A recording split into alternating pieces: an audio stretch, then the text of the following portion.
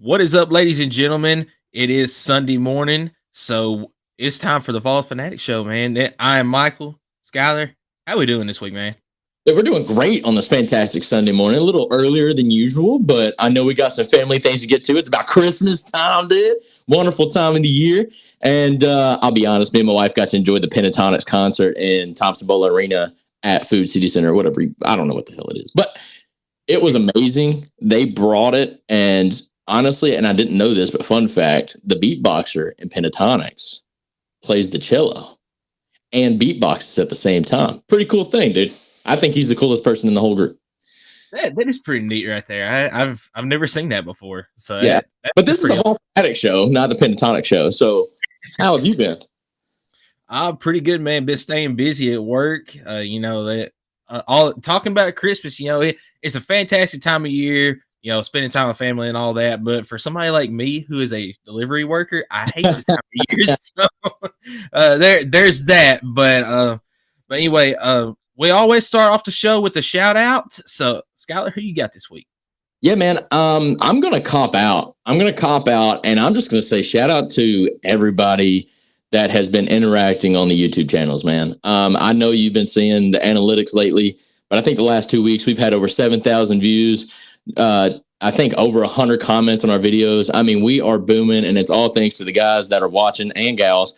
And we couldn't appreciate you guys any more. Like, it is amazing what you guys have been able to comment. And it's all been positive, honestly. Like, literally every single comment's been positive. Yeah, we wear orange, but I think they're starting to understand that we're not really that biased, dumb Vol fan that's just going to scream, "Go Vols!" all the time, you know? So it's really cool to see. And I love interacting with you guys. And I hope y'all keep it up this week. Yeah, and that's the big thing is, yes, we're Vol fans. We wear our Vol stuff. We got it in the background every video, but we love talking SEC ball, and we try to be that third party towards everybody. We want to take off the orange glasses every once in a while and just see, talk about what we see out there as a football fan and not a Tennessee fan. And I do believe that some people are seeing that. We had a whole lot of Alabama and Georgia fans that have viewed our channel and have followed and subscribed, and a shout out to all of you for that. And I'm actually going to shout out one of these people that commented on the video, Melissa Fritz.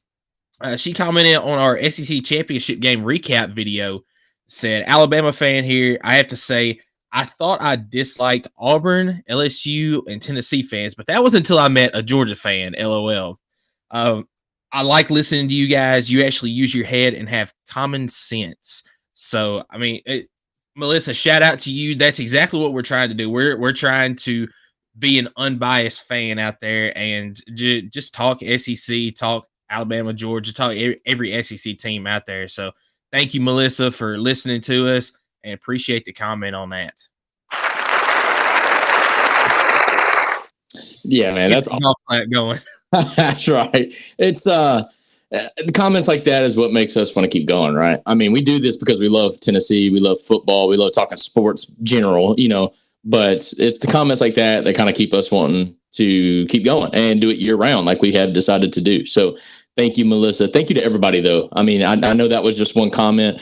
I kid you not, we've had like 100 over the last week. So keep that up this week. I know it's around Christmas time, but if you have a chance while you're on the road traveling, I know you're going to go see some family, tune in and listen to what we got to say, because this week, man, we got a full channel. We got several segments today. We would be remiss to not talk about the boys taking down NC State first and foremost. So that's what we're going to talk about first. And then I believe we got some bowl game predictions to make today. And then we're going to end the show with some portal news, some big news, some kind of sad news, but all overall news. No news is news. No, new news is always, I don't know what I'm trying to say there. But anyways, we're going to have 3 good segments today for you guys. And let's first start off with that basketball game last night, man. Late game, but did you stay up and watch it? I watched the first half last night, and I got up early this morning, and I watched the second half. I could not make it through the second half last night, but it was a very good ball game. You want to read out the box score in this one? Yeah, man. So Tennessee took down the NC State Wolfpack 79-70. I'll be honest, man. Before I get into like the stats and all that, dude, NC State's a feisty little team, man. You know, Zakai Ziegler and our defense, like we can steal the ball left and right, right? No, NC State was doing that. Like it was crazy. I watched a little bit of the game. I tried to watch the whole game, but I'm in Eastern time, so it was even later for me, and I fell asleep. I fell asleep with like 2 minutes left to go. But no, NC State's a feisty little team. They've got that center. You know, I found out what our weakness is. It's big centers. I mean, they bully our guys on the inside in the paint. I think at one point their big center had like 10 points in the first 10 minutes of the second half. Yeah, and that's DJ Burns, who actually was part of the Tennessee Vols a few years ago. He was on the team and redshirted that year and then transferred out. So that is former Vol DJ Burns that was doing that to Jonas Adu and Tobe Awaka most of the night. And he was dang near their leading scorer. He had 15 total points that night. Their leading scorer was DJ Horn with 16. But yeah, I mean, I did not realize he was on the team and redshirted, but he's a big old boy, and he showed that. Like, I mean, he got dirty in the paint. But, man, Zakai Ziegler and Josiah Jordan James, 23 and 20 points, respectfully. When nothing else was working, those two guys were. It was a beauty to see. I think they shot 44 as a team. They shot 44% from the three-point arc. They shot 81% from the free throw line, a little bit of improvement from the last couple of games. And overall, they were 43% on field goals. Not bad. I want to see it a little bit better, but not bad at all. What are your thoughts? Well, just looking down the box score here, it's pretty even across the board. NC State shot 43% from the field as well. They also shot 44% from the three-point line. They were a little bit worse from the free throw line, but not by much. They shot 72%. Here's the two stats that stand out to me, the rebounds and the assists. Of course, Tennessee is a team that most of their baskets come off assist. 22 assists off of 27 made baskets in yesterday's game, and NC State had 13 assists off of 22 made baskets. But the big stat that stands out to me, the rebounds. Tennessee out-rebounded NC State 40-31, but 15-8 on the offensive glass. So that is the big stat that stands out to me, that Tennessee had the advantage in the game. Everything else down the board is almost even. Blocks, NC State had 4 to Tennessee's 2. Steals, NC State had 7 to Tennessee's 6. Total turnovers was both teams had 11.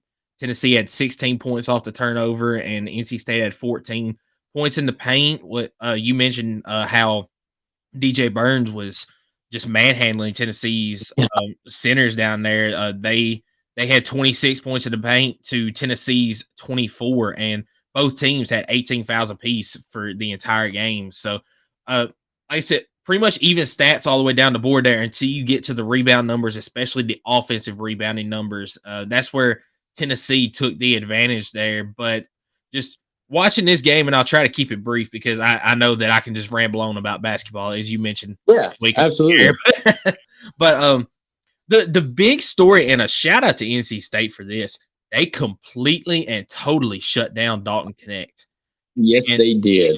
They had a perfect game plan for him, but this is what I like about this Tennessee team is when one guy is shut down like that, you have other guys that step up. You mentioned Josiah Jordan James. He tied his career high with 23 points last night to go along with 7 rebounds and 3 assists in the game. Zakai Ziegler, he's back. He played 39 minutes of the 40 minutes in the game last night and had 20 points. Almost had double-double. He was 2 assists away. Yeah. I mean, he had 8 assists, 20 points. You're absolutely right. There's a wild card in this, though. We had Jamal Meshack come off the bench and contribute 11 points off the bench. And not only that, but he had 4 assists and 5 rebounds as well. He is their do-it-all player out there. Yeah, absolutely. He was 1 of 2 from the three-point arc. But now Triple J, man, he was hot from beyond the arc. He was 5 of 7. I mean, I love it. When one person goes down, we seem to have 2 or 3 that step up. Because Adu, the guy that I've bragged on, and he had one of his best games the last game Tuesday night against Georgia Southern. I can't remember. Yeah, he had like 29 points, but he followed that up with 4 points tonight. So, I mean, when you have some guys that aren't finding it, or maybe they're just not shooting the rock, kind of like Adu, he was only 2 of 4 from the field goal or from field goal percentage. But, you know, you had some guys step in. Defense was spectacular. Had some steals, had some blocks. Now, NC State, though, they actually outstole 7-6, and then they actually blocked 4-2. So I'm telling you, NC State's a feisty little team. It wouldn't surprise me at all if they're a competitive team at the end of the year. Yeah, I agree 100% with that. And also looking down, Tobe Awaka last night came off the bench, had 12 rebounds in the game. He was all over the boards. He was the only player on either team to have more than 10 rebounds in the game. So he was just all over the boards. But you know, talking about Adu, it was one of those nights he just didn't seem like he was comfortable out there. It seemed a little bit shaky. He had 4 turnovers in the game, and so 4 out of Tennessee's 11 turnovers came for Jonas Adu. So you're gonna have some of those nights where a guy's just not gonna have a good night. I mean, Dalton Connect didn't have a good night. He only played 19 minutes in the game. It was one of those games where you love seeing those other guys step up in the game. I mean, Tennessee faced some adversity towards the beginning of the game. They were playing sloppy, a few turnovers, and what's his name? DJ Horn, man. Beginning of the game, 4 for 4 from the 3-point line. Just, I mean, stepping up and knocking down shot after shot from the 3-point line. And Tennessee buckled down on him. I think they put Jemai Mashak on him after a little bit, and that kind of cooled him off a little bit. But I'm excited about this Tennessee team, man, because they do it in different ways. And I don't want to get ahead of myself, but this is a team that's got the potential this year to make a run if they can keep it up. No, absolutely. And to your point about minutes, I didn't realize this. Sakai Ziegler played 39 minutes. Bro, he never even came out the game. But that's how important he is to this offense when he is clicking. I mean, it's good to see him back. He looked completely healthy. I don't think that knee's even an issue at this point. I mean, that dude's balling. So excited about what the future holds. Now, they are playing Tarleton State on the 21st, and that's going to be at home. Now, they've got a 3-game homestand now. But now, of course, after that game on the 21st coming up, I think Tuesday night, they will have like a little bit of a break for Christmas and New Year's before they play Norfolk State on January the 2nd. Now, I kind of told you this, and it's looking like it's going to line up that way. I expected Tennessee to win out until SEC play for that Ole Miss game. Do you still feel the same way? You still feel that confident? Absolutely.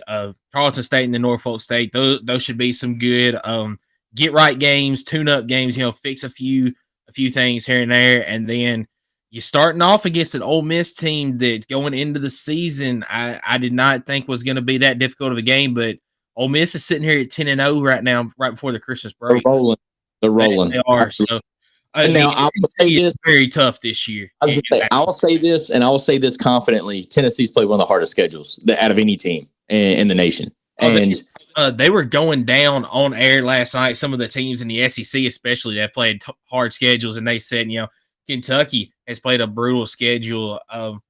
Got a big win last night, by the way. They got a big win. Texas A&M has played a brutal schedule. Then they got to Tennessee. They said Tennessee has played a devastating schedule. Just I guess the trash disposal of a schedule that Tennessee went through, just that full grind that they have started off this year with. Their 3 losses have been against teams that are all sitting in the top 10 right now, and all of them were single-digit losses. 2 were in the top 3. You had Arizona and Purdue play each other last night, and Purdue got a big win, actually, if I'm not confusing the 2 teams. But no, you had Illinois that was ranked, and we got that win, which was big. I firmly believe NC State's going to be ranked at some point. Like they're a good team. They played us very hard. They're a scratchy team, man. But about Dalton Connect, and actually more importantly about Tobe Awaka, this was said on air last night. I kind of want to ask you, because you're the basketball phenom. Everybody that's listening, if it sounds like I don't know anything, it's because I didn't play basketball. I watch it as a fan and I love it, but I'm just not as smart as I am. I'm not smart at anything really, but basketball is one thing I just don't get wholeheartedly. But the announcer mentioned that Tobe Awaka comes in for defensive purposes only. Is that because he was having an off night, or is that true? Like, does Rick Barnes put him in because he knows he can play some lockdown defense and maybe take away some minutes from, I don't know, people like Dalton Connect or, Jonas Adu or something like that?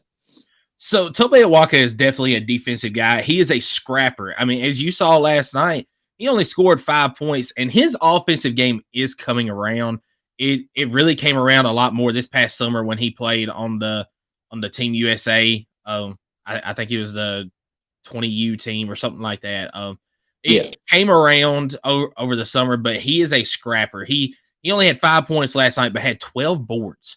When he is out there, he's one of those guys. He's going to go get every single rebound, every single loose ball. He is great on defense.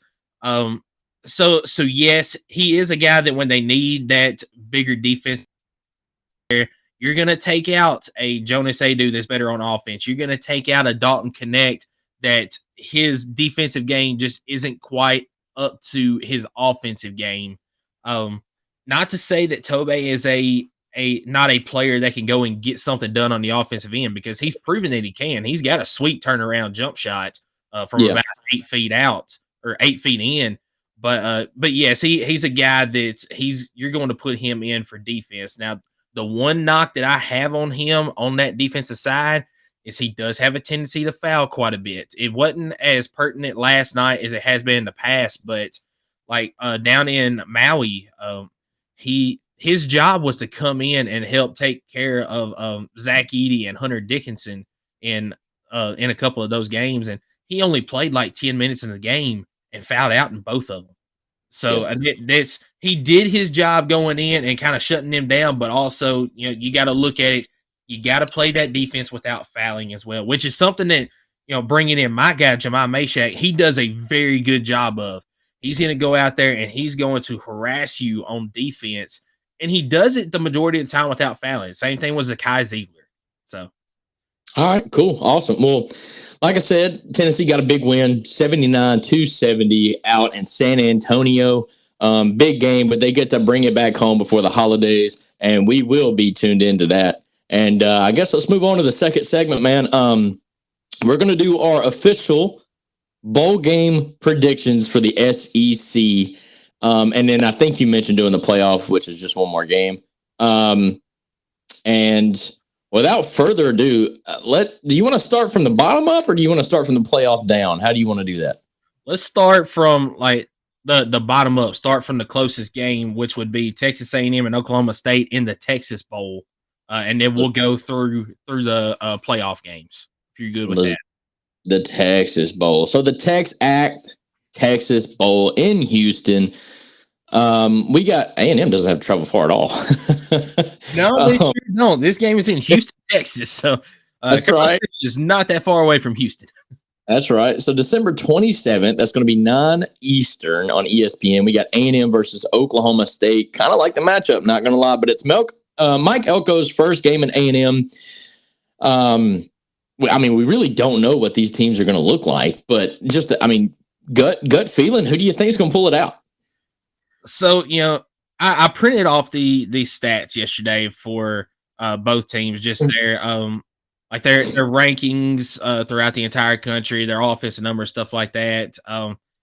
But you can only take it with a grain of salt because of the transfers and the opt-outs and all of that. And I'm not sure who all has transferred out, who all has opted out for either team. I looked it up, and there's some names that I don't know, and that's for every one of these teams. There's some players I don't know how important they are to these teams, but just looking down the list here, A&M is 21st in the country, believe it or not, in points scored per game at 33.8. Oklahoma State gives up 30 points a game, which is 95th in the country. Oklahoma State scores 29.7 points a game, which is good for 45th. Texas A&M only gives up 22.4, which is 31st in the country. Total yards, Texas A&M 399 and Oklahoma State 418. So what this tells me here is Oklahoma State can put up a lot of yards, but they don't score the ball like they should. Got to do it in the red zone. Yep. The big thing for me in this game is defense. And when you compare the defenses, Oklahoma State gives up 445.8 yards a game, which is 121st in the nation. That is terrible. Texas A&M gives up 299.8, which is good for 10th in the nation. Yeah, they're one of the best. For that stat alone, I'm going to take Texas A&M in this game. I did not realize the disparity in the defensive play between these two teams. That's insane, man. I didn't realize this. Oklahoma State's 9-4, the 20th in the nation. A&M's 7-5. They're still a 4.5-point favorite as of right now on ESPN.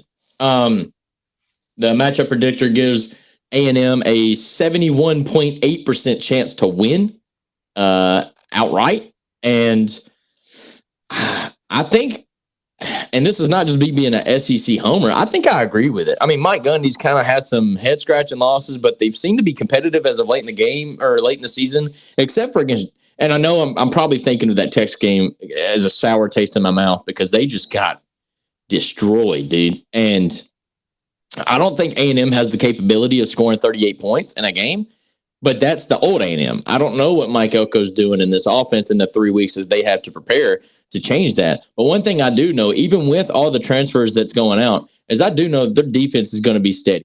Yes.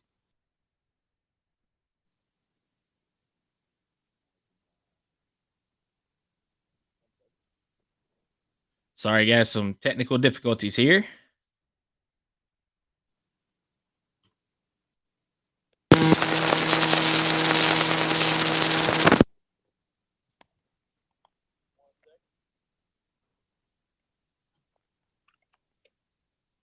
All right, guys, we're going to try to work through this as quick as we can. I think Skylar got unplugged over there.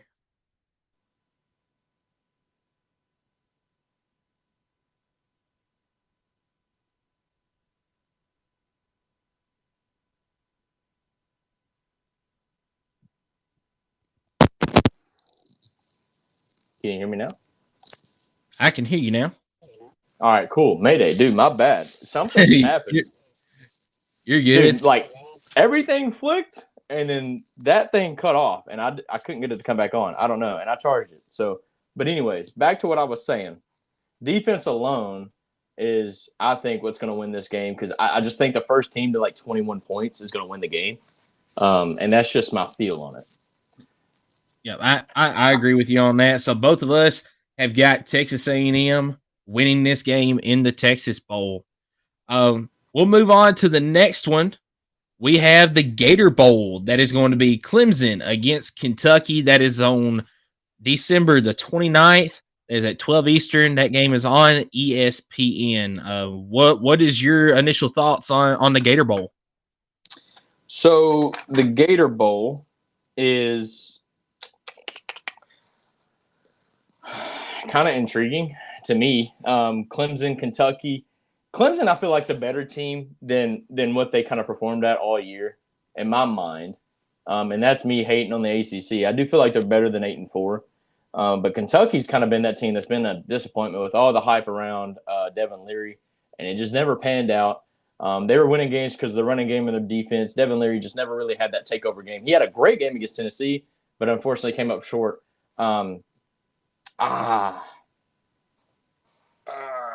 I think Clemson gets the win here. And I hate to do that, but Kentucky's not shown me enough throughout the season to tell me. Now, they did get a big win over Louisville, and I will credit them. That's a massive win, but as in any in-state rivalry game, I think there's a little bit more to that one because that was an in-state game. Kind of like Auburn. You can't really judge a team. You can't judge an Auburn team based on how they play Alabama because that's probably not how they're playing the rest of the year. And kind of the same thing with Kentucky. I'm not going to take that game and say they're going to win against Clemson now because they beat the second best team in the ACC. Just in my mind, that's not how my brain works. I think Clemson. It may be an ugly game. Like, I don't know if it's going to be. I think there's going to be turnovers. Kentucky's defense is really good about getting some turnovers. And Clemson's been known to be sloppy this season. So give me Clemson, but I don't think this is going to be a clean game by any means. Yeah, to your point there, Clemson averages 380 yards per game, but they only score 25.8 points a game. So they, once again, kind of like Oklahoma State, put up a lot of yards, don't put up a whole lot of points. When you compare that to Kentucky's defense, Kentucky gives up 25 points a game. So about what Clemson averages is what Kentucky gives up a game. Kentucky also gives up 355.5 yards a game, which is 40th in the nation. But when you look at the other side, Kentucky scores 28.6 points a game, a little bit better than Clemson, but Clemson only gives up 20. That is 21st in the nation. Kentucky averages 327.5 yards a game, which is 100th in the nation. Clemson only gives up 297.4. So overall, their defense gives up less yards than even Texas A&M, and we know Texas A&M's got a good defense. I think what this comes down to is Clemson's defense against the passing game. Clemson gives up 171.4 yards a game through the air, and Kentucky only averages 195.1. And I believe I don't know this for certain, but has Ray Davis opted out? Is he going to the pros? I haven't heard for certain yet, but I have been looking. I was looking at this game recap or the game preview at the moment, and I'm not seeing any massive news as of yet. So I will keep looking, but at the moment, all I'm seeing is Clemson's a touchdown favorite in this game, with a 66.1% chance to win per the ESPN predictor. But that crap doesn't mean anything. But I'm not seeing any news about opt-outs for Kentucky. Yeah, so I do know Devin Leary is playing this game. I mean, I don't see any reason why he wouldn't, because he's got to have this game to have any chance of kind of building his stock for the pros. And really, I don't think he's got much of a stock anymore for the pros after the year that he had this year. But ultimately, I'm also going to go with Clemson in this game. I think that even though both defenses are pretty good, I think that Clemson's offense is going to be able to move the ball and should score some points on this Kentucky defense. But this is another one of those games, kind of like that Texas A&M Oklahoma State game, that I think the first team to, I'll say, like 24 will probably win this game. It could be the first team to 20 in this game will win. So both of us are taking Clemson in this game. Well, that's unfortunate. Let's move. Let's move on. I want to let you know I'm going undefeated. All right, like there's no chance you're coming back. I'm winning. Like it's all good. It's fine. But I love that we keep extending it. Like you're probably going to extend it into the basketball season. You're going to extend it into baseball season so that I'll never end up winning, but I'll always stay ahead. You know what I mean? It's all good. We'll if we do a prediction for like basketball and baseball, it'll be separate. Once we're with, that's it. So you better hope you win in basketball because I got you in baseball. No, I'm joking. The next game we're going to talk about is the ReliaQuest Bowl. I believe I have this in the right order. It is January 1st. It is noon. If that's not the right order, let me know. I was just going by the dates. Oh, the Cotton Year. Yep. The Goodyear Cotton Bowl, maybe? Yep, Cotton Bowl is next.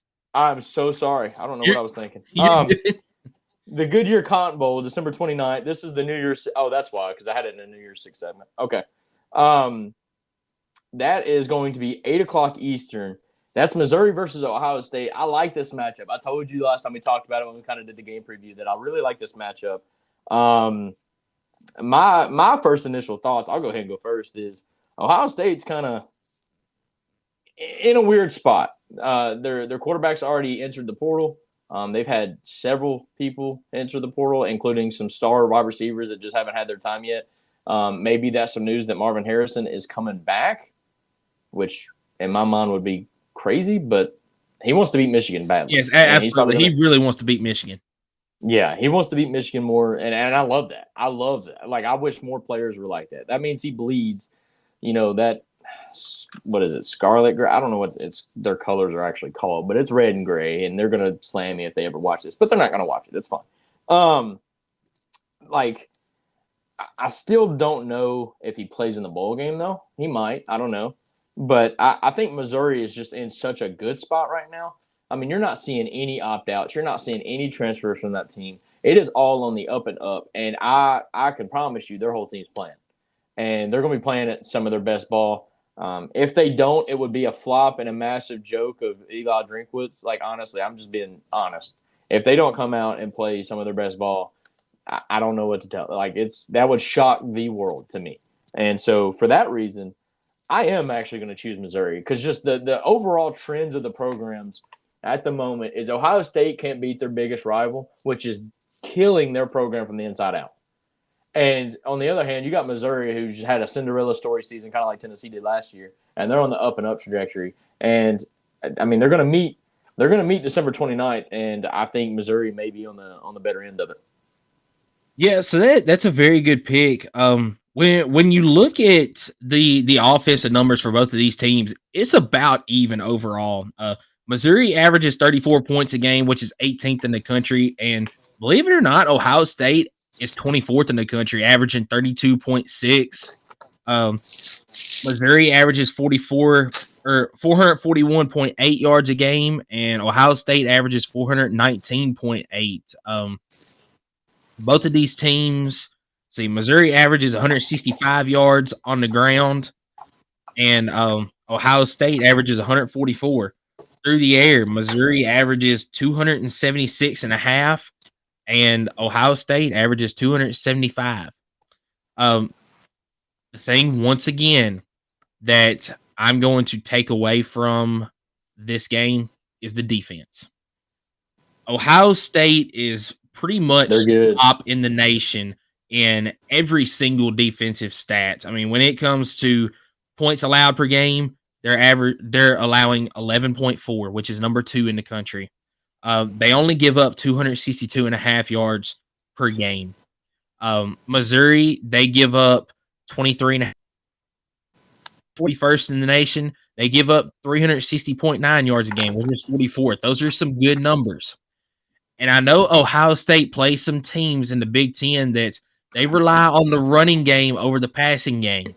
So this might skew that number some, but ultimately, I think I'm going to take the better defense in the game whenever both offensive numbers are very, very similar. So I am, unfortunately, going to take Ohio State over Missouri in this game. But I can make an argument for Missouri to win this game because you mentioned it. There is no opt-outs. There is hardly any transfers from Missouri other than guys that have seen the writing on the wall that they're just not going to be that guy going into next season. So I could very, very easily see Missouri win this game over Ohio State because they are locked and loaded under Eli Drinkwitz this season. But I am going to take Ohio State to win this ball game. No, I mean, I agree with you. I mean, as far as like defensive play, Ohio State's got one of the best defenses in the nation. The only thing I would ask you to remember, though, is look at the offenses that they played. The offenses that they played have not been good at all. Yes. And so just Big Ten in general offenses. The reason why the Big Ten has some of the best defenses in the nation is because they have some of the worst offenses. So, but no, your pick's spot on. I do like that we finally have a game that we disagree on. And, I mean, national perspective, Ohio State better win this game. Like, They should win the game. But I just think right now I can't get over just the difference in the vibes of the program. Now, I understand Ohio State's only lost one game. The problem is that one game is the game. They literally call it the game. That is the game that they live for. If anybody has a one-game season, it's Ohio State. They could go 1-11 if they beat Michigan. They're fine. I kid you not. I've heard this from their own fan base. And Michigan is the same way. It is. But it crushes them. And Ohio State's not used to this. Usually when it's on a streak of 2 or 3 games like that, it's Ohio State doing it to Michigan. Mm-hmm. But Harbaugh's found a way. And it is killing Ohio State Buckeyes and their fans from the inside out. And for that reason, they better get up for this game. Because if not, Missouri is dangerous. And for that reason, that's the only reason why I'm going with it. But let's move right on along. I believe it's Ole Miss, Penn State. Yep, it is the Peach Bowl between Ole Miss and Penn State. You want to talk about that one real quick? Yeah, so I hate that I'm doing it this way, but Ultimately, I feel like defenses win games, defenses win championships. He's picking all the games on defense, baby. He's Not picking all every one of them. I will say towards the end, there's a couple of games that I kind of flipped that script, but this is probably the game that I struggled with most. I went through last night and I kind of went through all the stats. I went through the teams, went through their games, and I'm trying to win this, man. I'm trying to win this competition between me and you. So I think it makes me feel a little bit better that you're trying so hard, and I'm over here just looking at him like, yeah, I think this logo looks the best. Like, no, that's what I've done most of the season, but no, I'm trying now. But this game, I really, really want to see Ole Miss win this game because that would be huge for that program. And kind of a side note there, Lane Kiffin has got the Lane train in Ole Miss going. Have you? I don't want to talk about it. No, I don't want to talk about it. Have you seen the guys that they have gotten in the transfer portal so far? I mean, granted, there's been a few from Tennessee, which we will get to later. But I just said I didn't want to talk about it, dude. And then you proceed to talk about it. Like I got to do it, man. I got to. You're saying all this, and then you're not even going to pick them. I see what you're doing here. Like, you're exactly right. I will say, ultimately, I do think that Ole Miss's strength on defense plays into the game that Penn State tries to play. Penn State cannot pass the ball. They rely on that running game, and Ole Miss is a good team against the run game. But once again, I know that you mentioned it. The Big Ten offenses are not good, and that's why their defenses look so good on paper. But Penn State gives up the least amount of yards per game out of any team in the country at 230.8. And also, the big thing that I'm going to go with, James Franklin does not lose games that he is not favored in. He very rarely does that. And right now, I looked at FanDuel last night, and Penn State is a 3.5-point favorite against Ole Miss. And for that reason, and pretty much that reason alone, I'm going to lean Penn State in this game because he does not lose games that he is not favored in. That's a good observation. That's solid. But let me remind you, both of these teams are so similar. They are very similar. They are both 10-2, and Ole Miss's losses have come from Alabama and Georgia, and Penn State's have come from Michigan, Ohio State's. If you put that on a balance scale, boom, dead even. Like, this game is going to mean so much, not just for these programs, but for the conferences, right, to show where they are. And SEC is better, plain and simple. And for that reason, no, I'm joking. I seriously think Ole Miss is dangerous. Like, they've got a good defense. They are very dangerous. Other than LSU game. And I haven't heard of Jackson Dart is opting out. I think Jackson Dart is going to be back next season. That I know. And I just think that they got it cooking right now. Like you mentioned, they got a lot of positive vibes right now. Penn State is kind of, I'm going to say, wounded animal mode. And the reason why I say that is because this was the year that they were supposed to beat either Michigan or Ohio State, and they didn't. They came up short yet again. If y'all follow Penn State and their history, this is getting pretty common where they are a 10-2 team or a 9-3 team, and they lose the Big Two every year. And I hate it for them because they got to play them. But I'm not going to give them any tissues. We had to play Alabama, Georgia every year. And I just think – I know Penn State's the favorite, but give me Ole Miss. Give me the Rebels. I think they got something in store for the Nittany Lions. Yeah, but, to your counterpoint there, you mentioned, Tennessee has to play Alabama and Georgia every year. Penn State has to play Ohio State, Michigan every year. That's probably going to change. I know it's going to change on Tennessee's end because they're doing away with the divisions. It's probably going to change on Penn State's end as well because they're going away with divisions with all of these new teams in. So that could be an advantage for Penn State going forward, not having to play both of those teams every year. But still, you're going to have to go through them eventually. Same thing for Tennessee if you happen to make the conference championship game. I mean, eventually – you got to take that next step. And so far, Penn State has not quite reached that threshold. They've been right there bumping against the bottom of it, but they can't get over top of it. Yeah, I mean, I'm the fan. I'm the fan that wants to play the hardest teams in the regular season. That's true. That's very true. And the reason why, I know people are like, that's crazy. You'll never make a championship game that way. Okay, maybe. But if that season comes along and we beat them in the regular season, now I'm all the more confident and believed in my team when it comes to championship game time that we've already beat the best and they're in the rearview mirror now.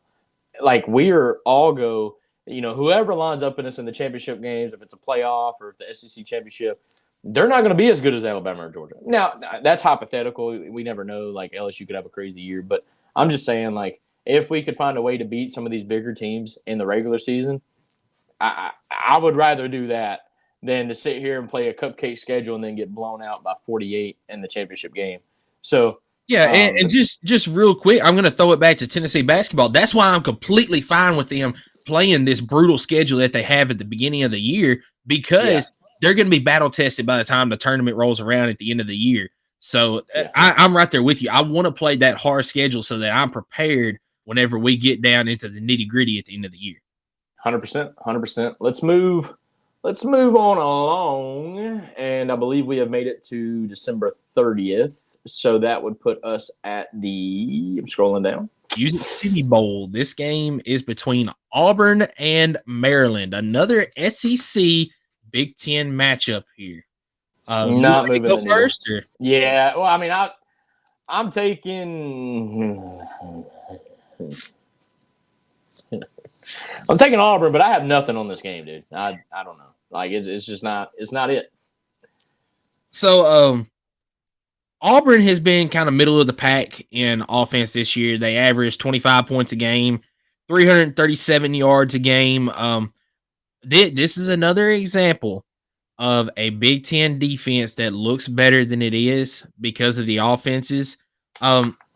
Maryland gives up 25 points a game, which is good for, middle of the pack. They only give up 342 yards a game, which is 34th in the nation. So they give up some more yards than those teams that we're talking about, but it's still, they rank high in the country whenever it comes to defensive numbers. Maryland scores 29 points a game, 389 yards a game. Auburn only gives up 22 points a game and 374 yards a game. The big thing in this one for me, so Maryland does not run the ball very well. They average just barely over 100 yards a game. Auburn relies on the running game. They rush for 196 yards a game, which is good for 15th in the country. Now, Maryland does give up 128 yards a game, which is 32nd in the country. But passing the ball, I think that is where Auburn's got the advantage in this game, because they are 33rd in the nation in pass defense, only giving up 207 yards a game. And Maryland averages 285 yards through the air. They've got I still forgot to look up how you actually say his first name, but they got Tagovailoa as their quarterback. I believe, and I haven't been corrected on it, but it's Tualia. Okay. Tualia Tagovailoa. That is a tongue fool right there. And I've not been corrected on it. So if people are just being rude and let me say it wrong, then shame on you.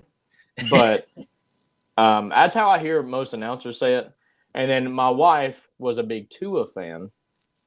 And I've always said their last name is Tagovailoa because there's no U, there's no N, there's no G. However, my wife has corrected me and said it's Tagovailoa. Tagovailoa. Okay. Tagovailoa. Now, okay. if that is wrong as well, please correct me again, because my wife was on me when he was at Alabama. I was like, it's Tagovailoa. And I'm like, no, it's not. But, okay. Anyways, that's how I've always pronounced it, and nobody's ever corrected me. But Tualia Tagovailoa. Gotcha. So, I think that's what it comes down to for me, is how good Auburn's defense is against that passing game, because Auburn has had success running the ball against some of the best defenses in the country, namely SEC defenses. I mean, they ran the ball very well against Georgia, against Alabama. That's what they're good at, and they're going to have success in the run game. I think that this is going to be a very close game, but Auburn pulls it out. They're also a 2.5-point favorite right now. So give me the SEC and Auburn winning over Maryland in the Music City Bowl. There you go. That's what I'm. They are a 2-point favorite. So even ESPN's kind of like I don't know. Like when it's within 3 points like that, it's really just a pick'em game in my opinion. And I don't know. That game's not moving. The only way I'm watching this, and I told you this already, is if it's the only game on television during that time. That is the only way I'm watching that game. So let's move it along to another game where I'm going to only be watching it if it's the only game on. And it's the ReliaQuest Bowl on January 1st. I won't be watching this anyways because after about an hour, our boys will be playing. But it's at noon on ESPN2. It's in Tampa, Florida. LSU plays Wisconsin, and I'll just be honest, guys. I think this is just an absolute overmatched battle for Wisconsin. I mean, I think LSU is going to roll them. Like, I really don't think it's close. I know Wisconsin's got the new head coach out there from Cincinnati. Blanking on his name right now, but I think this will be a nice, warm, crisp slap to the face to end the season and get ready for the next year for him. Yeah, Luke Fickell, that's the new head coach there at Wisconsin. I do think he's going to have success out there eventually, but it's going to take more than just this year. I agree with you, though. I mean, when you go down the list here, of course, we already knew this. LSU is number one in the country in every single offensive category overall. They got the Heisman Trophy winner. Exactly. The Heisman Trophy winner, the guy that should have won the Biletnikoff in Malik Neighbors. And then Jaden Daniels also probably could have won the Maxwell Award to go along with the Heisman Trophy because he was second in the SEC in rushing as well as being first in the SEC in passing. So. Yeah. Well, and I want to add because I just pulled it up. The biggest spread by far that we've had. LSU is a 10.5-point favorite in a bowl game. That should tell you everything you need to know.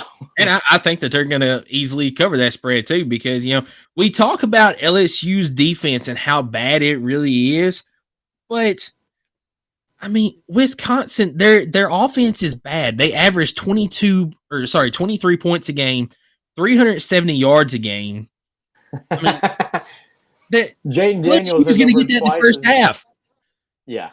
Their passing leader is Tanner Mordecai, right? And he was highly talked about in the offseason. I remember several big sports analysis kind of talking about how this kid was going to come in and just kind of light it up. And let me just run it down for you. He's got a total of 1,687 yards, 6 total passing touchdowns, 4 interceptions. The guy he's playing this week or during that bowl game in January is he's got 3,800 passing yards alone. He's got 40 touchdowns, all right, and he's got the same amount of interceptions at 4.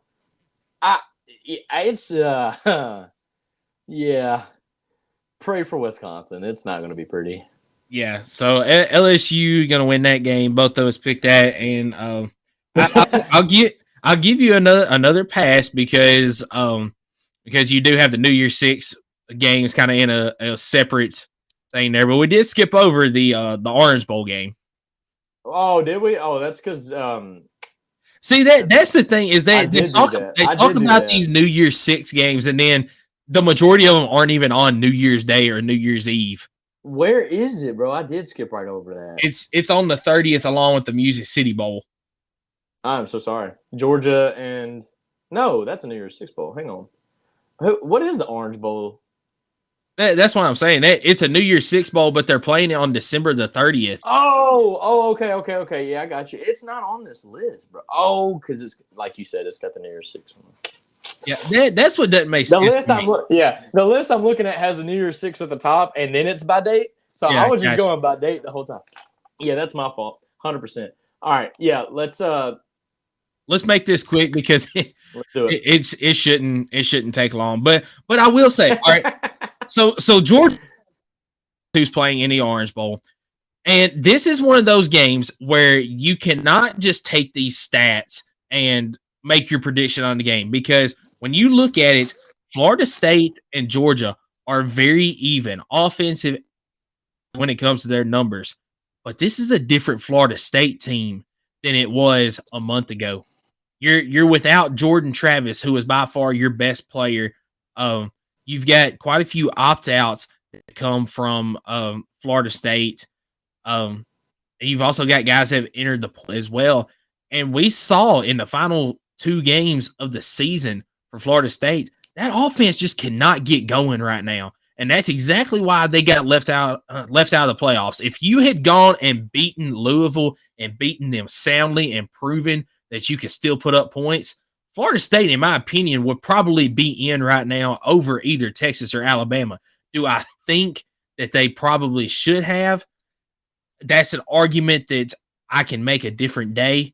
But I do think if they had gone out and proven that they can just still beat down a team and score points while doing it, they would probably be in. But that's the reason the committee left them out, is because they won, 16-6 against Louisville in the ACC championship? Yeah, it was not pretty either. It was not a pretty 6. I think the only way they got touchdowns is off of turnovers in their own half of the field, to where they had a short field. Like, I don't think it was a pretty game. I don't think they drove it down the length of the field to score on them either. Like, it was really ugly. And most importantly, it's the last thing the committee saw before they made a decision. Exactly. You had to make an impression, and you didn't. Exactly. And I've seen arguments this week. Well, look at what Florida State did against LSU. They held Jaden Daniels to 1 total touchdown. That was also game 1. And nobody remembers that game. Nobody remembers that game other than the fans. People that want to talk about that game will have to literally get on their laptop and look up what happened in that game. They don't remember. That was literally 3.5 months ago. Like, I agree with you wholeheartedly. I do want to talk about this game, though. Just side note. A part of me is like, man, this is going to be our 3rd game in a row that we talk about where it's a freaking bloodbath. Like, I just don't see a way where Georgia doesn't win by 3 or 4 touchdowns. But then another part of me wants to know if Florida State doesn't have like a decent effort in this game. And maybe not keep it within a touchdown, but maybe keep it within 14 points. Or maybe if it's a high-scoring game, they keep it within 17 so it looks a little bit better, like 38 to 21 or something like that. I don't know. Do they do something like that? But I think the heavier part of me, the Devils winning against the Angel here, I think Georgia just wins by a lot. I don't think it's even close. Well, you know what? I'm going to take the other side of that because I'm assuming that Brock Bowers is going pro. He might play in the bowl game, but but they've already proven that they got that kid behind him that's just as lethal. I mean, that's true. That's true. But you've got other guys out there like Ladd McConkey too that they've been hurt most of the year.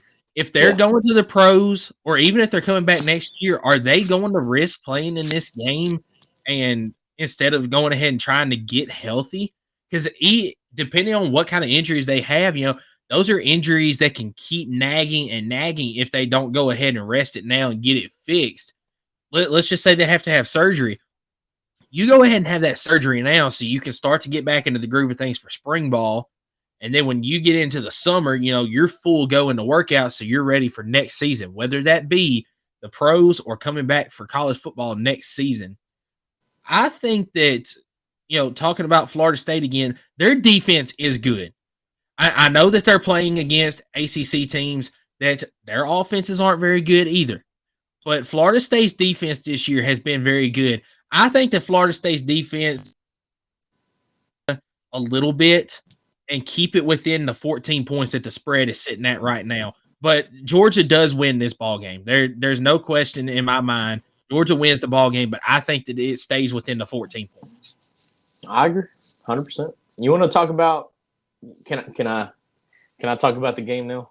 Yeah, go ahead. Thank you. Don't tell me I cheated again or skipped over nothing. I was just excited because I want to talk about my boy. I want to talk about that cheese at Citrus Bowl. And yes, I know we've said it, and I'll say it again. You can't spell citrus without UT.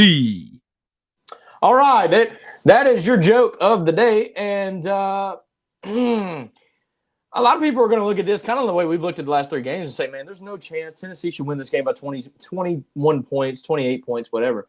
And from an outsider's perspective, I could see that, but knowing our Tennessee football, team and our Vols, our biggest weakness is a dang good defense, because if we can't run the ball the way we want to, we are not going to get anything going in the passing game. Now, that's with Jay Wright and Jabari Small at the helm along with Joe Milton. Do we see that offense, or do we see the youth effect come in? Do we see Nico Iamaleava, or do we see Dylan Sampson, Cam Selden? Do we see that youth movement where we see Chaz Nimrod? Who do we see in this game is going to really, make my mind up? And we're not going to know that until the first quarter, right? And as of right now, I'm going to judge this team the way I've been seeing them all year.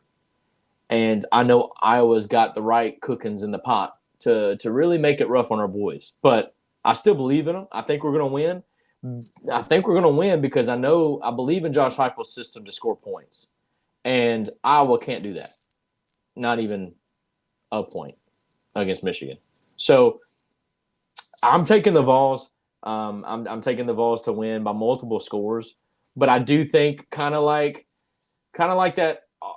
What game did I say where it was going to be sloppy? I think this game could be a little sloppy. We could be seeing some new guys. We're playing two great defenses. Our defense is one of the best in the nation, too. Let's not skip over that. Yep. We got a great defensive lineman, even with missing one of our guys that we'll talk about here in a little bit. And I think the boys are going to come out on the right side of this thing.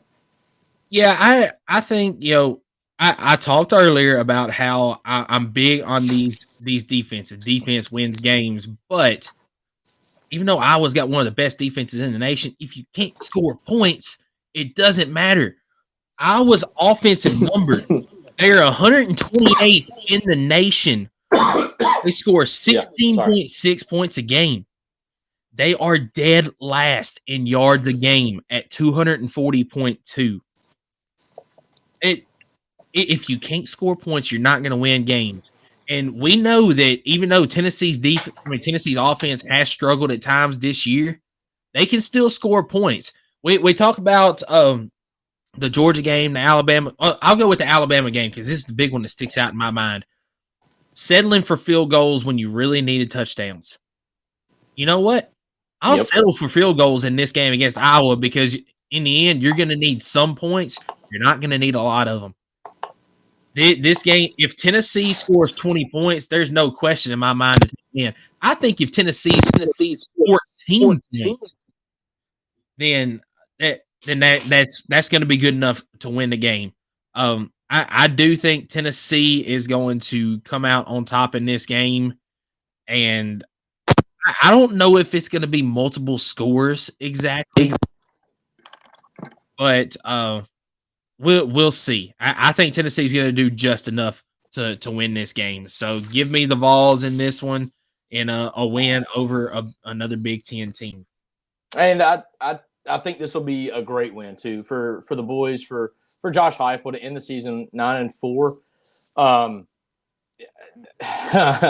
That'd be a really good positive outlook going into next year. I mean, bowl wins are always positive, but I'm more saying that if we get that 9th win, that'll only be like the third time in 15 years that we've eclipsed 9 wins in a season. We did it once under Bush Jones.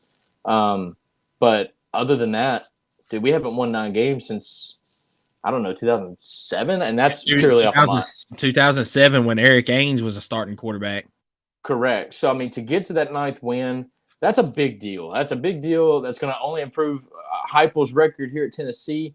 We were undefeated at home for almost 2 seasons straight until Georgia decided to wreck that. Appreciate you guys. And it wasn't even worth it. They didn't even win.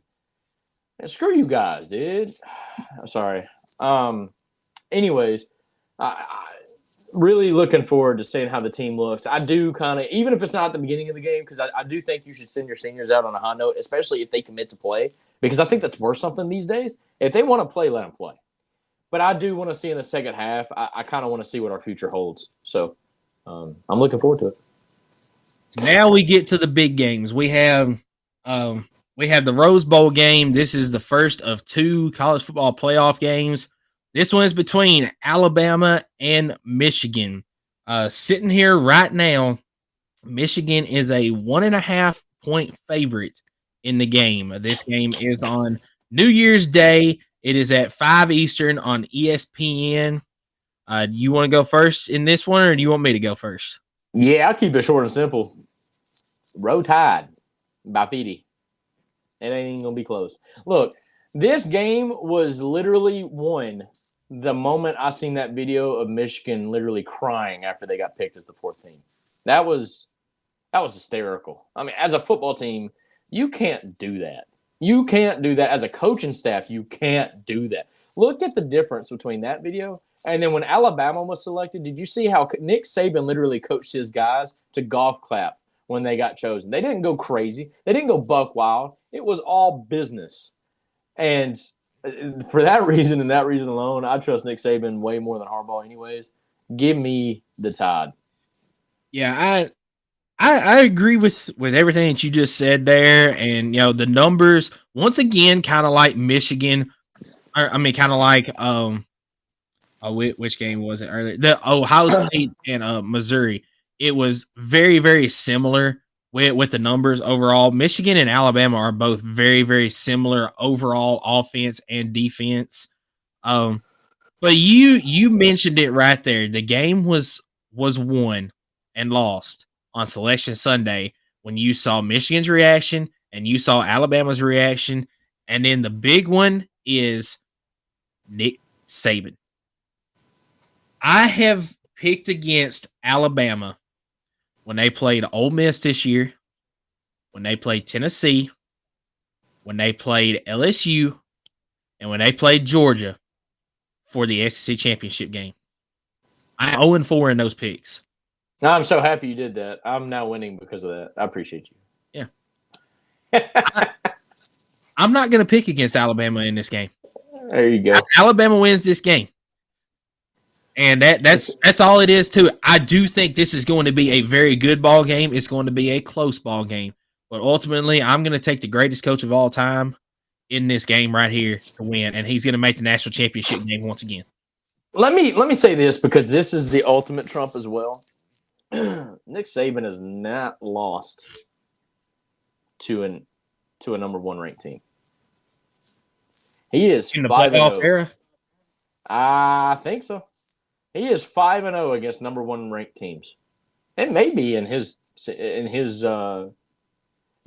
tenure because he's always the damn number one team.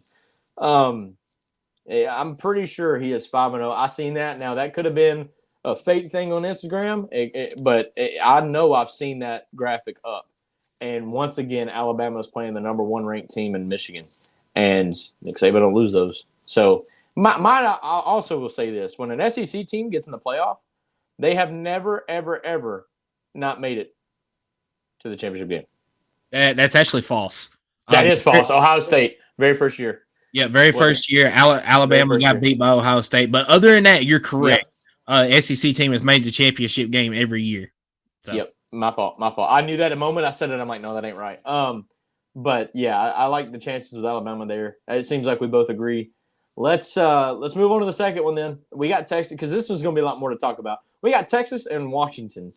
That's going to be the 8:45 p.m. Eastern on ESPN. That's the Caesar Superdome. The All-State Sugar Bowl. That's what I was looking for. Washington and Texas. And Texas, I think Quinn Ewers is coming back. Some side news because I believe Malik Murphy, their backup quarterback, has entered the transfer portal, which means Manning's going to be the guy, not next year, but maybe the year after next. Yeah. So looking at this game here, the offensive numbers for both of these teams are very good as well. Some of the tops in the nation. Texas defense is right there towards the top of the nation as well. And, the difference between Texas and some of the Big Ten schools is Texas does play some good offenses out in the Big 12. That's what the Big 12 is known for. Is good offenses. They don't have good defenses. They have good offenses. So the fact that Texas has got one of the top defenses in the nation does say something for me in this one. But Washington has a pretty good defense as well. And let's look at some of the rushing numbers on the year. So Texas is ranked in the top 25 in the nation in rush yards per game. Now, they did have, I think his name is Ja'Cory Brooks. I know his last name is Brooks. Was one of the best running backs in the nation for a while. He is out with a torn ACL.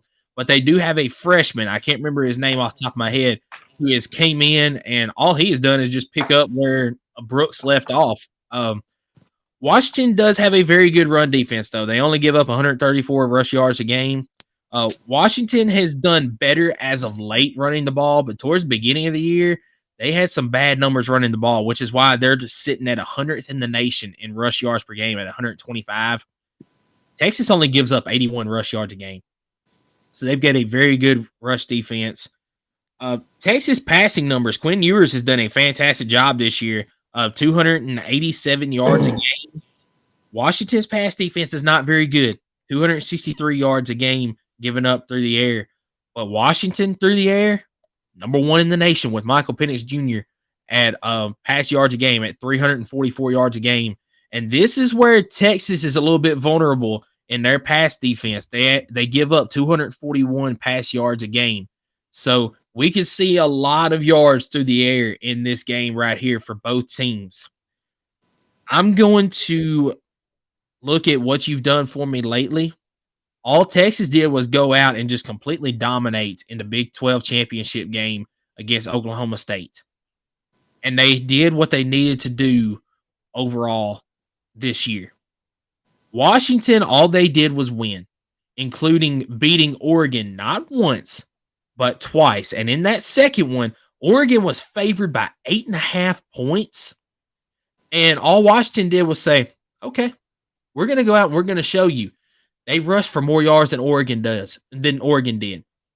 They shut down Oregon for a lot of that game. Now, Oregon did get going there for a little bit, but Washington answered right back.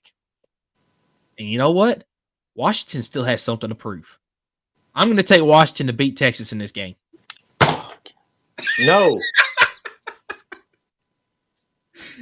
I mean, this hurts you because you just chose the team that I'm going to choose. Look. No, I'm joking. Look, Washington. I'm glad you chose Washington. Never mind. You done changed my mind. Washington has done nothing but just win, and they are the most explosive team, and I get that. Let me read you off these scores. USC, they won by 10, 52-42. Utah, they won by 7, 35-28. Oregon State, they won by 2, 22-20. Washington State, they won by 3, 24-21. Oregon, they won by 3 again, 34-31. Their last 3 games that they've won, they've literally won on a combined score of 8 points. That's going to bite them in the butt at some point, and I think it could be against the Texas Longhorns. And for that reason, and for the biggest reason, I want to see the rematch. Give me Bama, give me Texas and the daddy, and I'm going to pull for the Longhorns. I think they're a little bit more physical than Washington, even though Washington's got that big play capability. I just think Texas is going to hit harder, and that may prevent Washington from being able to go over the middle for long. I don't know. I don't know, because at the end of the day, I could see this being a very high-scoring affair.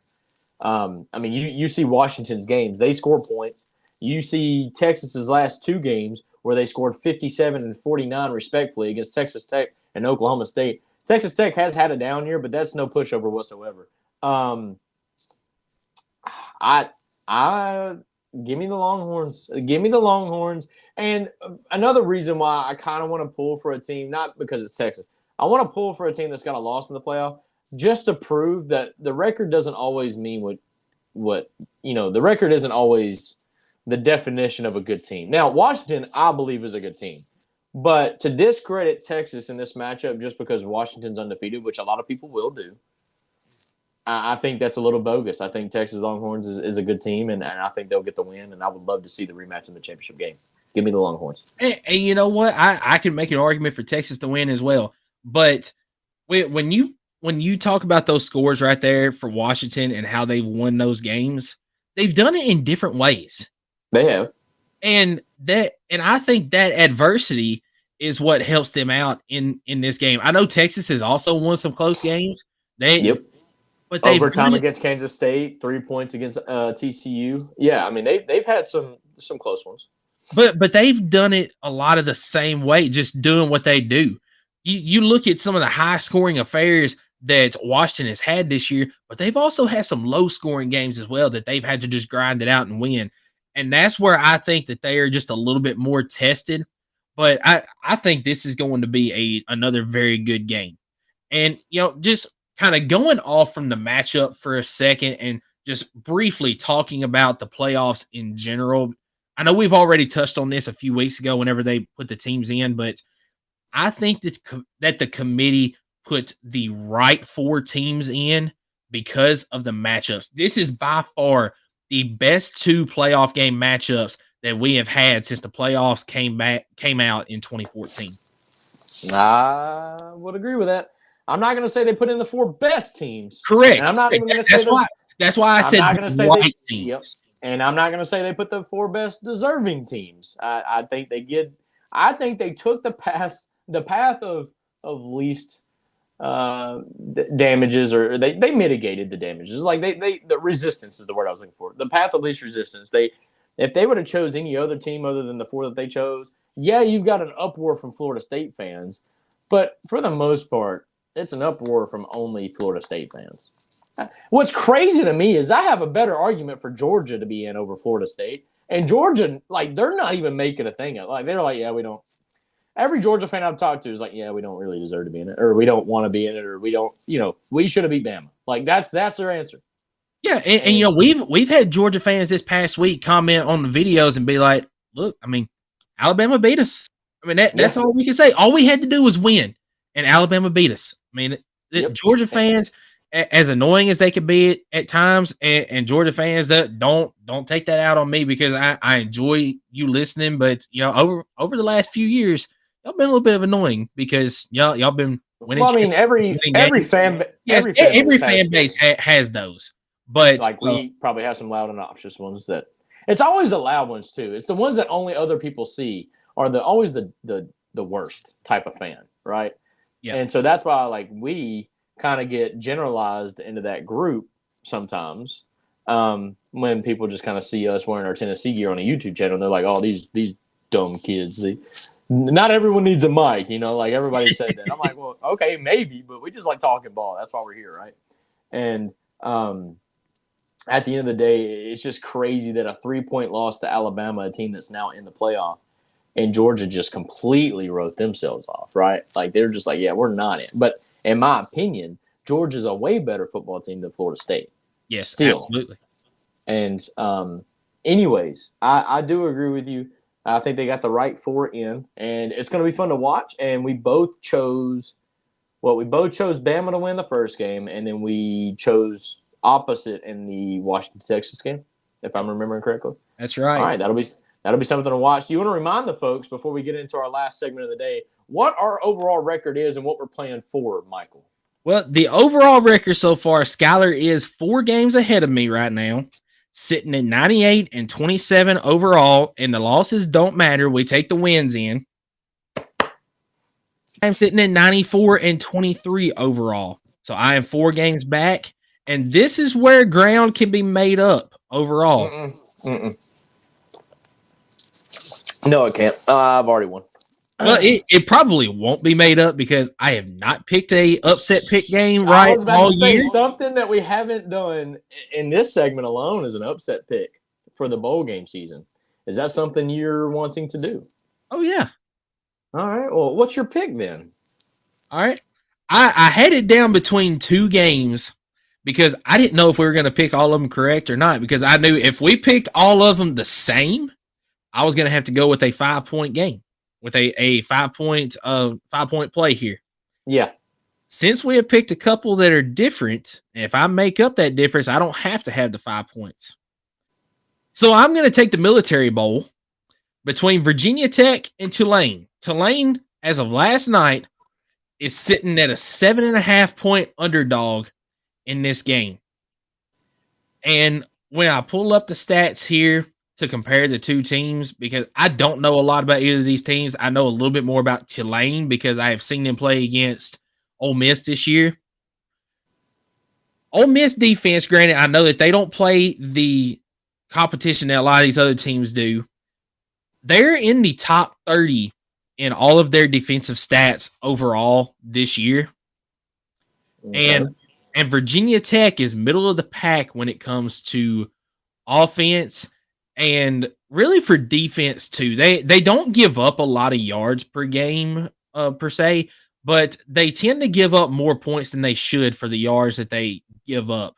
So I'm going to take I'm going to take Tulane to upset Virginia Tech in this game, which would give me 3 points if I win it, and that could be the difference maker overall. Robert, it's good to see you, Bubba. Good morning. I know it's probably early out there in California, so he said it's only 4 games. You're still alive, but the problem is you swung and you missed mightily. Now you might get the pick, but you didn't pick the right game, brother. The right game, the only right game, especially for our format and how we play it. The right game is Oregon State over Notre Dame. Notre Dame is an 11-point favorite, and Oregon State has every realistic opportunity to knock off the Fighting Irish. And that is exactly why I'm taking Oregon State. And this game is December 29th at 2 o'clock on CBS. Everybody, it will be watched. I will be watching this, and I don't even have skin in the game. But now I do, because that is what do we call it? A 5-point play, son. And I think I've never been more confident in that play than this one right here. Okay. I did look at that game. I looked pretty hard. I did. I went through. You pick it. You didn't look hard at all. I tell you exactly why I didn't pick it. And not to crap on your pick here. Yeah. Oregon State has got two quarterbacks that have transferred out. One of them being DJ Uyunglele. Their backup quarterback has also transferred out. Their head coach has moved on to Michigan State. I'm not sure if he's coaching the bowl game or not, but Oregon State has a lot of people that have transferred out of this game. I know that Notre Dame has as well. I know Sam Hartman has gone ahead and he's getting prepared for the NFL draft, but I see a little bit more stability in Notre Dame right now overall as a team than I do Oregon State.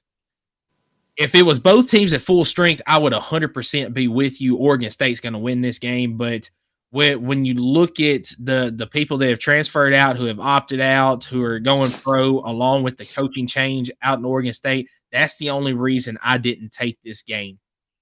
But I do want to throw another one out there that I was looking at. Of course, this doesn't go towards my pick or anything. UNLV over Kansas in the Guaranteed Rate Bowl. That was going to be my 5-point play if I took it. UNLV has gone on this year and put together a pretty good season overall. And when you compare the stats between UNLV and Kansas, it's pretty even. And I think the UNLV could very well go in and win that game. Awesome. Well, that wraps up our bold prediction segment, our upset pick of the month, I'm going to call it, even though some of them may be in January. But I'm excited, man. That is official. We probably won't be live again until after these games have been played. And, may the best man win. Yep, may the best man win, But let's wrap up this show with our final segment. Let's talk about that portal, man. Let's talk about some of the recruiting. A lot of things have kind of happened in the last 7 days, but some good news, some so-so news. I wouldn't really say we've had any bad news, but what do you want to talk about first, and then I'll leave with the rest? Well, let's talk about 2 guys that Tennessee has brought in this week. Let's talk about it. So the name that I'll lead off with, I mentioned him this morning whenever we were talking about it, and I'll let you have the other guy. Tennessee got in the number 6 defensive back in the portal, safety from MTSU, Jacoby Thomas. And when you look at some of the film on Jacoby Thomas, he is a very good safety. He is a guy that Tennessee needs because he tackles. Tennessee has had a problem in the past few years when it comes to actually getting guys on the ground. And Jacoby Thomas is one of those guys. He's going to get you on the ground. He is a very good defender, a big pickup from the mid-state for Tennessee, and I think he's going to be a great addition for Tennessee next season. No, that is a big get, and especially at the safety position where, Jalen McCullough is going to be graduated. He's going to be out. Not so sure if he's pursuing a pro career. You got Tamarion McDonald, who I think has announced that he's going to be moving on. Marion McDonald is going to Ole Miss. Yep. I did not know he was going to Ole Miss. Okay, that's a shocker. So Ole Miss is just Tennessee 2.0 at this point. Because since you brought that up, I'm going to go ahead and jump the gun. Tyler Barron has not only announced that he is in the portal, but he's also committed to Ole Miss. So what happened was, and I know this from I posted a TikTok, Lane Kiffin came to Ole Miss for like 2 or 3 days solid this last week. And it's pretty clear now that each day was probably with another guy, and he was just picking them out one by one. And so credit to him, credit to Ole Miss. You mean Lane Kiffin came to Knoxville? Yeah, he did. What did I say? I'm sorry. You said he came to Ole Miss. Oh, I'm sorry. No, Lane Kiffin came to Knoxville for 3 days. Sorry, dude. I talk without thinking sometimes. You're fine. I was just trying to clear it up a little bit. I'm going to circle back to that, though, because I do want to talk about Holden Stays, the number 1 tight end from Notre Dame. He is a lock. He's coming to the Big Orange. This is the sole reason why Justin Jolly from UConn he basically dropped. Like we, as Tennessee, we told Jolly, hey, we've got another guy that is honestly just better, and we like the connection with him. We got a relationship with him going. And so that's why I know a lot of folks were pretty upset that we didn't go after Jolly. But this was what was in the works behind the scenes that we didn't know about. And he was ranked as the number 1 tight end in the portal. And we locked him down. I'm telling you right now,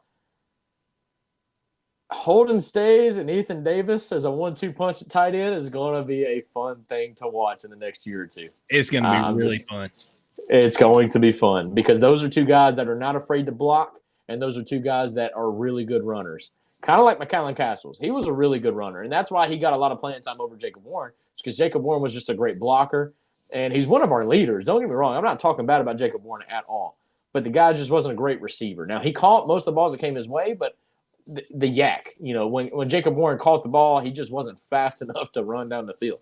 And he couldn't separate the way that McCallan Castles could. That was another thing. Always had to make those hard contested catches, right? Yeah, absolutely. And credit to him because he made most of those, but ultimately you need to be able to break away a little bit, create a little bit of space to make it a little bit easier on you. Absolutely. So that was the big name out of the portal that we've gotten, aside from Jacoby Thomas. But I'm going to talk about one more, and then I'm going to let you hit the last one that we talked about earlier this morning. And I want to talk about Jalen Wright. Jalen Wright has announced that he is going to be declaring for the draft, and I couldn't be more happy for him. He did it the right way, a true VFL. He had every opportunity to leave under the coaching change, but he didn't. He stayed here, grinded it out. He kind of tinkered in the portal last year, but we all know that was probably to get a better deal. Every kid's seemingly doing that behind the scenes now. But he stayed. He absolutely gave his all for the University of Tennessee, and nobody was expecting him to come back. So this is really no news, but he did make it official, and he was actually the highest graded running back in the SEC. So maybe second round potential, in my opinion. I don't know. Yeah, I think to kind of make a comparison for Jalen Wright, he reminds me of an Alvin Kamara because of his skill set, because he's very fast. He's way more physical than Alvin Kamara, though. I will give I agree with that. But, Kamara was a speed back, and so is Jalen Wright. I mean, Jalen Wright was a track guy. Whenever he came in. He wasn't a running back.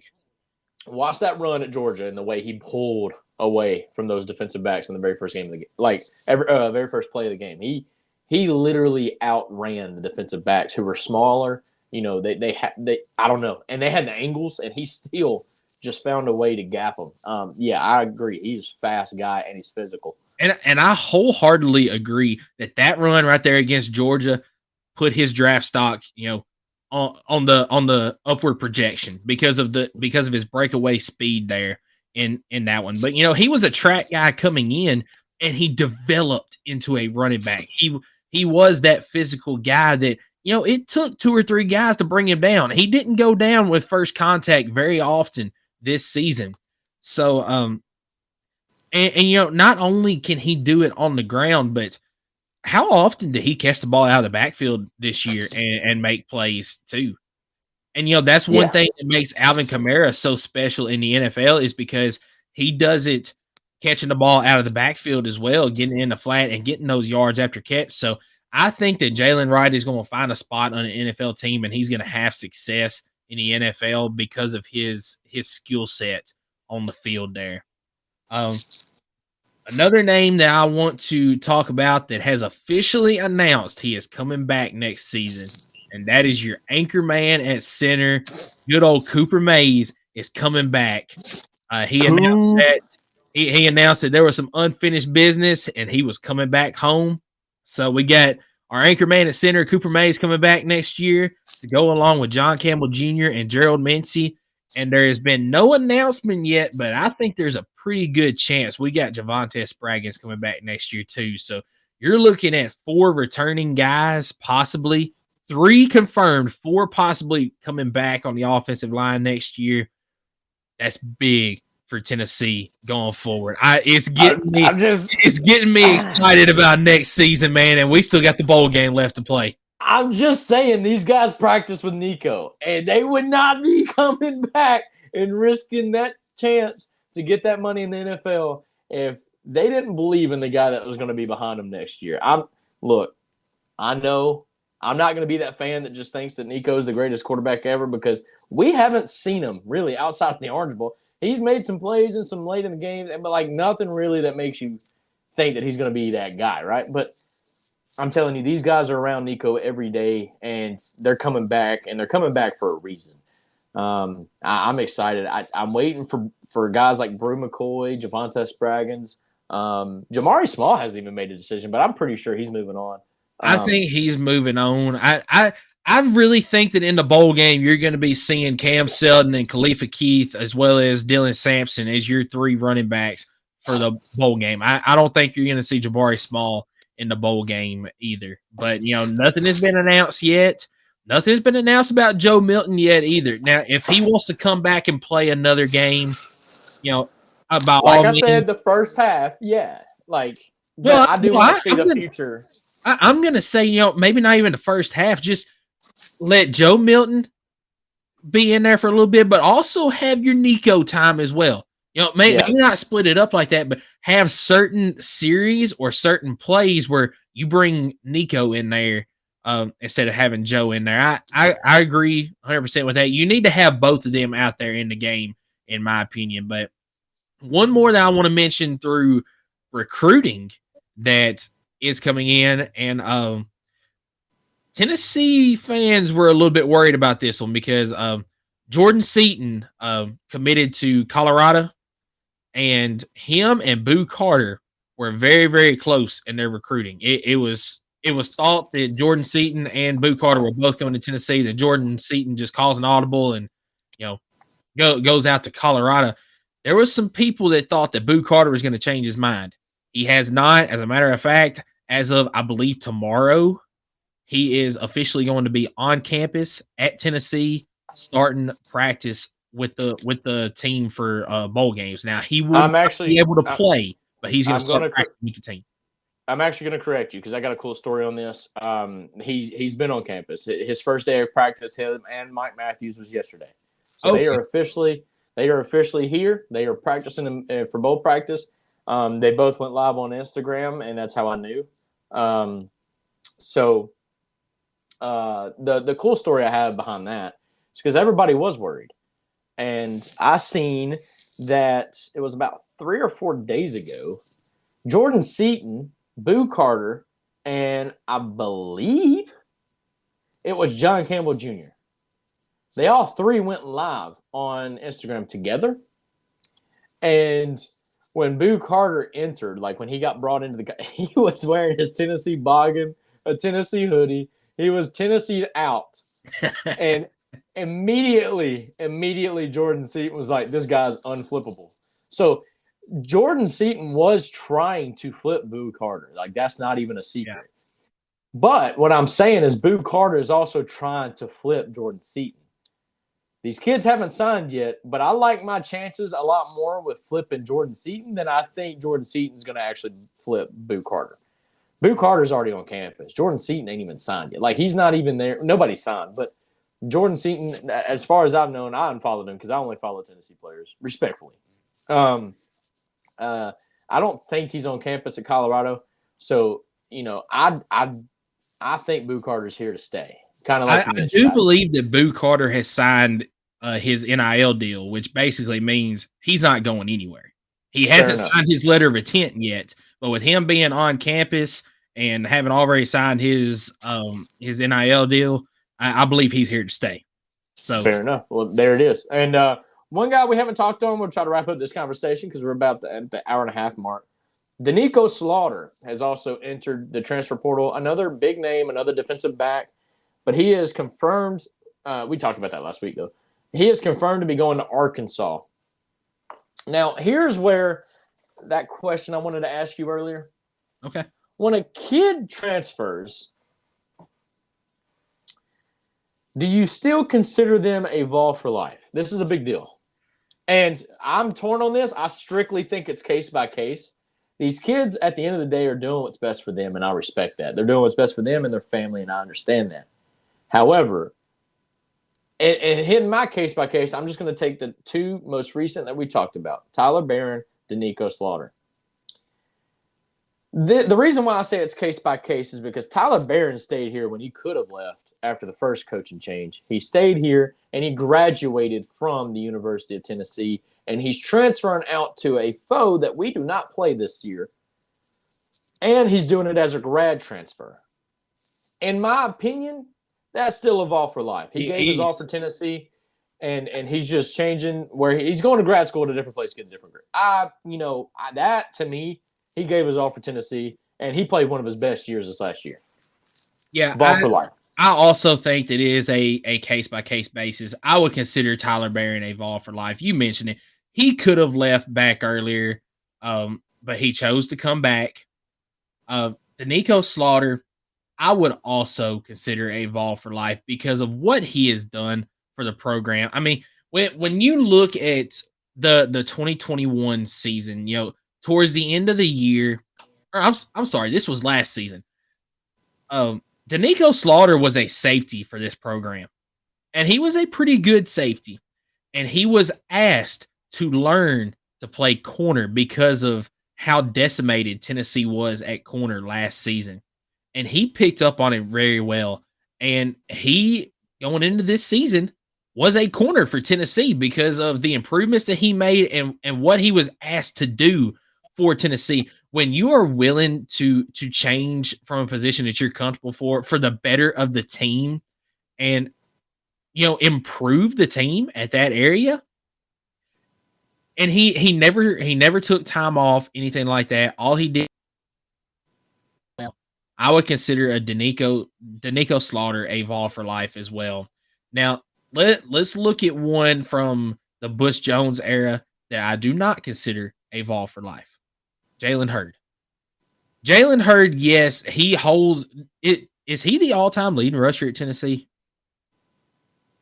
I think if he's not, he is close. He's pretty close. Yeah. So when you look at that, he is. If not, he is. So yeah, I think you're right. So when you look at that, and then the years that he played, you would say, well, how do you not consider him a Vol for life? It's how he left Tennessee as well. He quit on his team in the middle of the season. And when you do that right there, I'm sorry, I would not consider you a Vol for life. Henry To'oTo'o is another one. I would not consider To'oTo'o a Vol for life because not only did he transfer out from Tennessee, he went to our biggest rival. We played him every single year. So I would not consider To'oTo'o a Vol for life. I 100% agree with you. It is a case-by-case basis for each player. Yeah, I appreciate you, Robert. Yeah, man, we had to do it early. Michael's got a little bit of a Christmas tonight, I believe. So we tried to knock it out. I know, and that sucks for you because that's really early in California, I believe. And I apologize for not reminding you, brother, but I appreciate you for still tuning in. We are having a pretty good conversation here about Vol for life, what it means, what it doesn't mean. I believe Danico Slaughter was also a senior. So I do think he might have transferred out as a grad senior as well to play his last year somewhere else to get a grad post-grad degree. What am I thinking of, dude? I lost it. Yeah, something like that.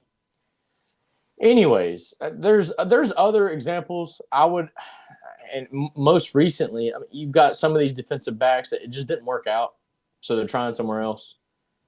In my opinion, when you do something like that, especially when you don't even get your degree from Tennessee, I don't consider that a ball for life.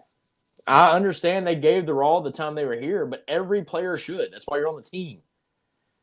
A ball for life means you love Tennessee, dude. Like I don't. I don't know. That's just my opinion on it. I wanted to have like Jack Luttrell. That's a name that I just seen. He came here. He's a defensive back. He didn't really see the field that much. He's transferring out. I don't. Even if he goes big and makes it NFL, I don't want to see Tennessee fans saying, "Oh, he's a ball for life." No, he's not. No, he's not. Whatever he did, he got there because of wherever else he went. Like, let's go back to the beginning of the show when we talked about basketball. You did not realize that DJ Burns for North Carolina State even went to Tennessee for a year. Right. He was not a ball for life. Yeah, he was at Tennessee. He redshirted that year, and because he didn't get on the court, he decided he was going to transfer, give himself a better opportunity. That's not a ball for life. A ball for life is someone who gives their all for Tennessee. They love Tennessee. And I agree with you. You know, the grad transfer thing, if you graduate from Tennessee, but you go somewhere else to further your degree a little bit or go for a different degree, you're a ball for life. You did what you needed to for Tennessee, and all you're doing is helping yourself out at this point. So it's a case-by-case basis whether you're a ball for life or not. Yeah, absolutely. And I just wanted to say that because, I mean, not every player that transfers – I'm just going to say, nope, you're not a ball for life, because that's not true. But, there are cases where, it doesn't work out, they move on, but hey, that's fine. But I just don't feel like that's a VFL to me. I mean, I wanted to have that conversation. It's been sparked. I've heard it on the radio shows here, and it's been kind of a mixed bag of potato chips. It's weird, dude. You've had some people like, yeah, if they ever come here, they're a ball for life. I just disagree with that. And then some people are like, well, if they finish their career here. And I'm like, okay, like, think of it like a player that we're going to have finish in Keenan Peely. He hasn't been a ball for life, but he came here and he's going to finish out his career here at Tennessee, hopefully giving his all next year. Maybe that is a ball for life. I don't know. It just depends on how you finish and how you treat the university. I don't know. Doing it the right way. That's all I care about. But that's going to in the show today, those 3 segments, I felt like we had a pretty decent show today. We kept it somewhat short. It's pretty long. Let's real quick tell the folks what the plan is for the next couple of weeks. So I'm gonna let you quarterback that. Do what? I said I'm gonna let you quarterback that. I'm gonna listen. Right. So we are not going to be doing a show next Sunday. That is Christmas Eve. So the most important thing for Skylar and I is family. Family comes first. We love talking ball. We love doing this for you guys, but family comes first.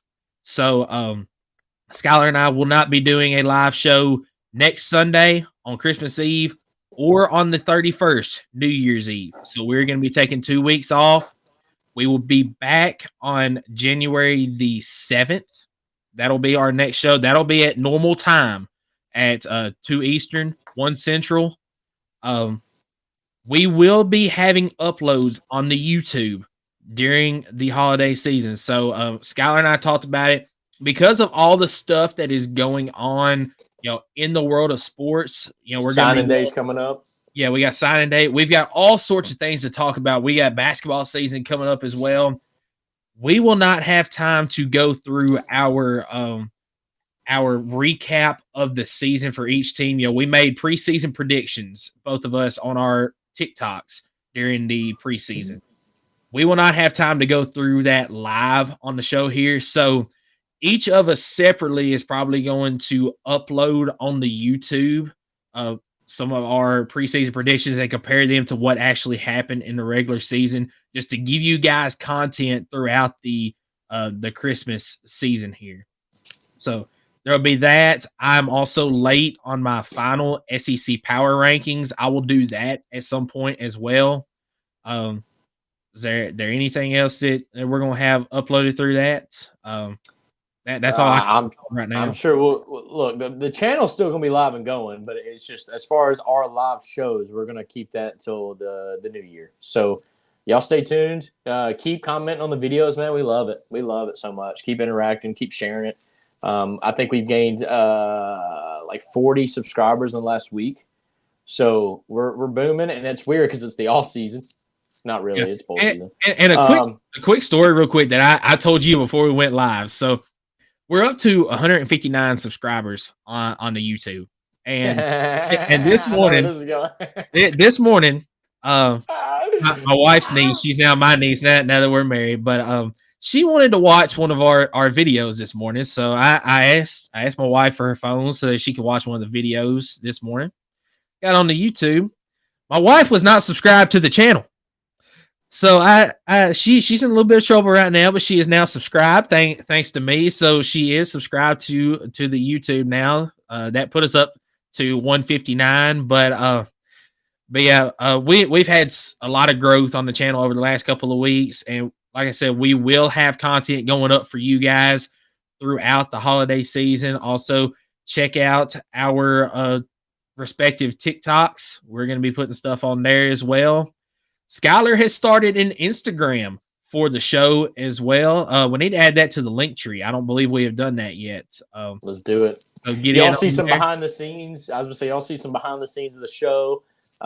Anytime I go to a game or something like that, y'all be tuned in. I'll show some behind the scenes from there as well. Just something that kind of make it a little bit more personal for you guys, other than just us on a YouTube channel. Maybe you can see a little bit of what we get to experience at a game or in the studio. It's going to be fun. I'm really looking forward to it. But you've also got the Twitter, which we've had going. And then I think the TikToks is where most people are going to see us. But having that Instagram channel, it's pretty fun to watch. Yeah. So, guys, thank y'all for tuning in today. Y'all have a Merry Christmas. Enjoy the time with your families. Enjoy the bowl games this year. Skylar, you have a Merry Christmas as well. I believe we might be getting together over the new year. The wife and I are going to take a little trip up to Gatlinburg, so we might end up having dinner one day, something like that. So heck yeah, man! If we're all in town together, we'll do it, man. We've got a crazy schedule with split parents. Hey, there's going to be a lot of drama this week. That next 2 weeks, 3 weeks. I just pray that everybody listening to this, man, y'all just have a good time. At the end of the day, it's all about spending time with the family. Yes, absolutely. It's not supposed to pull a family apart because you're trying to be everywhere at once, and we understand that you can't do that. It's impossible to do that. And just because you go to one over the other doesn't mean you love that family. Maybe it does. I don't know. Maybe, but at the end of the day, it's just about having a good time, giving thanks, and also remembering the reason for the season, right? And giving and the good Lord without getting too religious, but we all know. And I just pray that everybody has a great, great holiday season. But I will always say Merry Christmas, especially on this show. And I hope that everyone has a very Merry Christmas and a Happy New Year. Yep, absolutely. Merry Christmas, guys. Happy New Year. Enjoy the time with families. And we will see you guys in 2024. See you next year.